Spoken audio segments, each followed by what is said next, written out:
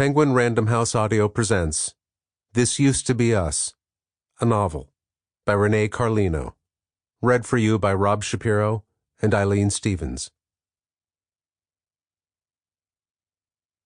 For Anthony, I think it's okay to workshop this forever. Amidst the rush of worldly comings and goings, observe how endings become beginnings. Tao Te Ching. Chapter 1. Are You Listening? 2002. Alexander. I love you, I whisper to Dani. We're lying in bed, her back is to me. I can tell by the rhythm of her breath that she's sleeping. It's early twilight. The room is bathed in just enough light for me to see the curve of her bare hip. I run my finger down her side. She shivers, so I pull her to my chest. She relaxes into me and makes a small, satisfied sound. But I'm sure she's asleep. Chet Baker is crooning quietly from Dani's record player in the corner, something about, "It's always you." This was the first time I said, "I love you" to her, and I was too much of a coward to say it while she was awake. I think I'm just testing the words on my lips. I already know it's true. It was a long day, but a beautiful one. After weeks of uncharacteristic rain, we woke up this morning to blaring sunshine. The outdoors were calling. We hiked up to a waterfall at Eaton Canyon near Dani's apartment. It was maybe an hour or so into the hike when we had to climb down a steep, muddy hill. I got to the bottom first, then looked back up at her to lend a hand if she needed one. She was up to her calves in mud and struggling a tiny bit to navigate the terrain, but still, she shot me the biggest smile. I thought instantly, oh my God, I love her. We came back to her apartment and have been lounging around the last few hours, mostly naked, talking about everything from our childhoods to our futures. There was a hint in her tone that I might be in her vision for the future. Nothing specific. I just wasn't excluded. We've been dating for a while. I know I need to tell her. She stirs, then relaxes again. I begin to doze off. It's morning now, and Dani is up already. She's dressed and sitting at her desk with a cup of coffee, writing something on the Chet Baker album sleeve. Good morning. She looks back at me where I'm still lying in her bed. We slept for like 400 hours, she says, smiling. I chuckle at the exaggeration. What are you writing? It's personal, she winks. Maybe someday I'll let you read this.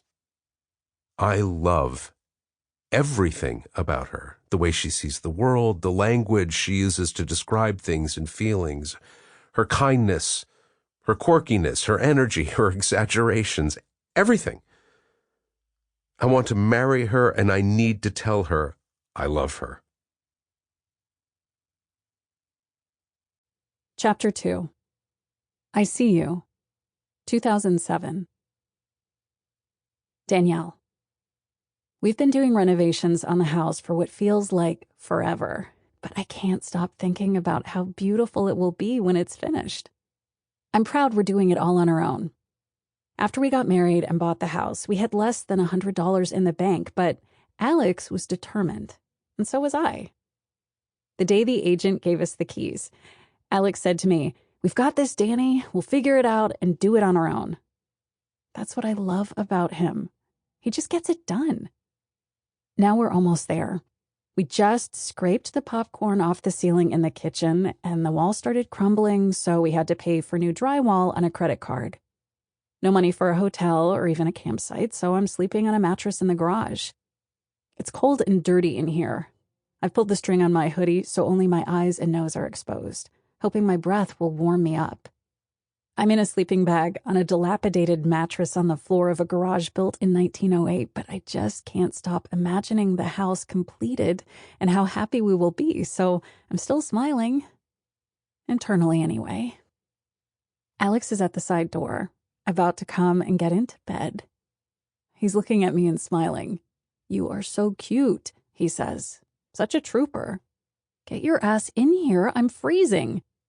He looks to his left and casually walks behind where I'm lying, then hurriedly grabs a bucket. "What are you doing?" I ask. "Nothing." He sounds panicked. "Tell me." I'm looking back at him now. The bucket is on the floor upside down behind him. He's standing with his hands on his hips, looking a bit disheveled. "I'm about to get in there with you, so get ready." "What did you just do with the bucket?" "Nothing," he says. I start to get up to look at it. "No, Dani, don't." "What is it?" Now I'm panicked. "Is it a spider? What is it?" "No, it's not a spider, Dani, just lie down." "Tell me," I demand. "It's like a little June bug." "Liar." "You use that name because it sounds cute." "But I know it's not cute, and now my imagination is going wild. What is under there?" "It's a little roach." "Why didn't you step on it if it's so little?" I start to get up. "Okay," he says, "it's a big roach. I'm going to get it out of here, okay?" I watch most of the spectacle. Imagine a man trying his damnedest to collect an apocalyptic-sized roach into a dustpan to then rehome it. "Are you kidding, Alex? Kill it. That thing is gigantic. It's had a long life. It's probably at least 2,000 years old." Deciding not to look, I bury my head in the covers and remind myself that living in the garage is only temporary. It's been a minute. I know he's gotten rid of it. He's bringing the record player in. He puts on Fleetwood Mac everywhere and starts to strip down to his boxers. I'm watching him and laughing inside. He's trying so hard to make this situation pleasant. He mouths the lyrics, "I want to be with you everywhere," while simultaneously pointing at me. Once he's in bed, he says, "It's true, Dani. I want to be with you everywhere. Even a roach-infested garage." I perk up. "Infested?"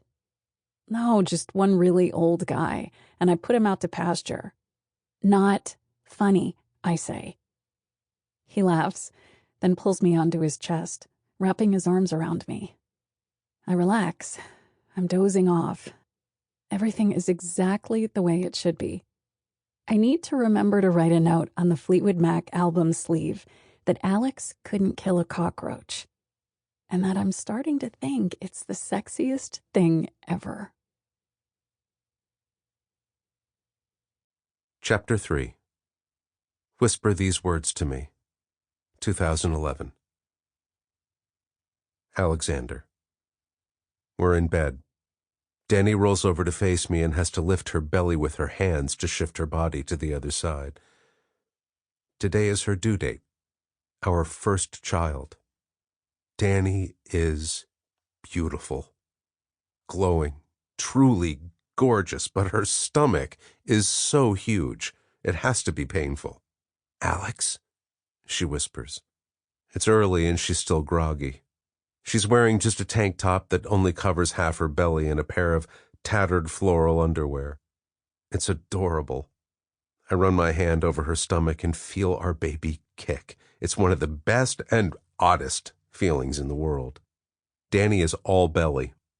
It almost seems like the rest of her body is actually thinner, like the baby is taking everything she's got. If she didn't still have such a vibrant energy, I might actually be concerned. The baby moves and turns dramatically. It's hard not to think there is at least a 3-year-old in there. "Yes, my love? I want to ask you something." Her eyes are still half closed. She maneuvers to get closer to my ear. I can feel her breath. Now my mind is on other things. I think she's going to kiss my neck when she very quietly says, "I think we should insulate the attic today." My eyes shoot open. What? Taking a deep breath, she sits up. "This house is cold and the insulation sucks. We should go rent one of those machines that shoots insulation into the attic." "How do you know about that?" "I saw it on an episode of This Old House. We can get it all at Home Depot." Dani is nesting at the moment. quite. Sample complete. Ready to continue?